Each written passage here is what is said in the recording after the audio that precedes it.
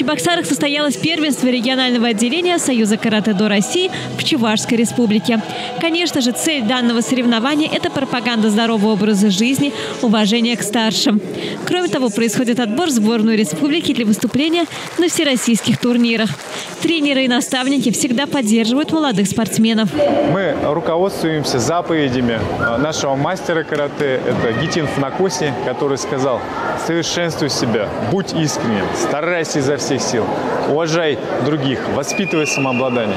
И когда у нас есть такие ценности, такие спортивные ценности, то я считаю, что мы можем достичь любых результатов на любых соревнованиях.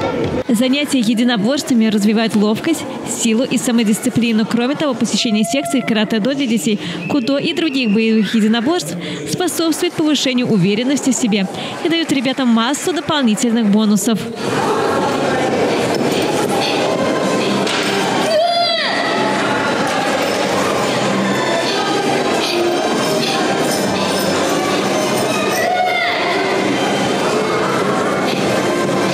Отработка приемов карате стимулирует умение концентрировать внимание, развивать логику, тренирует память и образное мышление. Я занимаюсь карате уже 5 лет, достиг синего пояса, занимаю медали на всероссийских, на чувашских соревнованиях. Карате сделало меня сильнее физически, сильнее духом.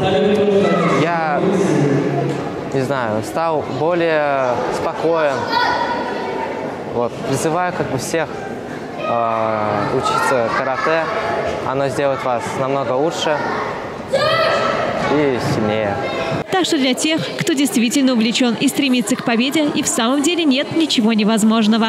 Елена Яковлева, Степан Гурьянов. Жизнь в столице.